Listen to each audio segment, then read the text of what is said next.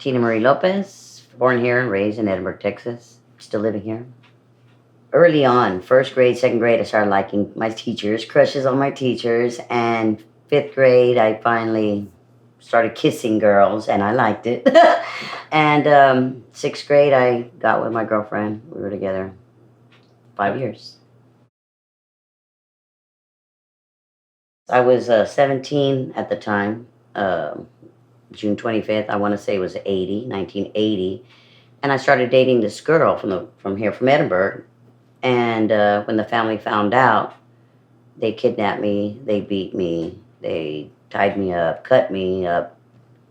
But it was a big thing. It was on the, it was on the news. It was in the papers. It came out that it was over a lesbian affair, and that was a big thing back then. It was like, oh, Mr. Lopez's and, Miss Lopez's daughter. They couldn't believe it because my mother had her own beauty shop, and he was a teacher at the school. So it was like a big dent to them. Like, whoa.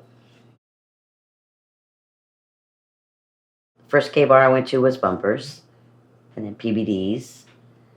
I always wanted to perform, and I wanted to male impersonate. So I just one day asked if I could and was told, go ahead, try it. And that was the first of Michael Rene Anthony. Yeah.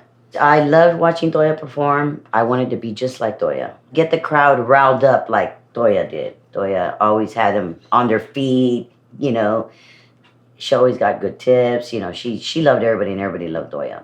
Toya was Mark Anthony, and was an older male impersonator back in the day.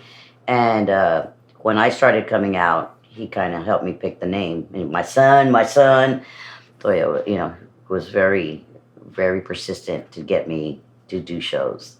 When I did my own, it was Careless Whispers was one of the very first ones I did. Brian Adams, Gonna Run to You. Not really Spanish until I got a little bit older.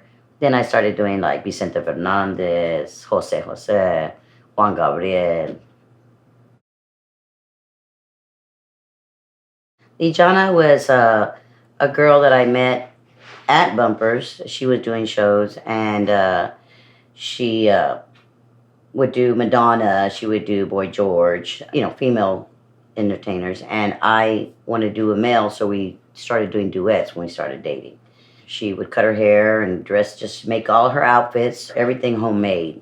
She put a lot into it. And she kind of helped me with my taping of my breast. Back then, I would use duct tape. Now they have, I don't know, something but back then it was duct tape for me. What was that like, that first time? I liked it. I mean, it made me feel, masculine a little bit, and I loved it. I would always wanted to be a boy. I got married at the other face. It was a packed house because after our wedding ceremony was going to be a Miss Rio Grande Valley. It was a pageant going on afterwards. So there was drag queens in drag, and then there was us. And I had, the whole works, the white tailcoat, and, she made her wedding dress in 3 days. She made her own wedding dress. Everybody helped everybody. Do I look okay? And, everybody, yes, you look fine. Or, no, put a little bit more, this, or do your hair like that. Everybody always helped everybody, yes. We were all family. We're still family.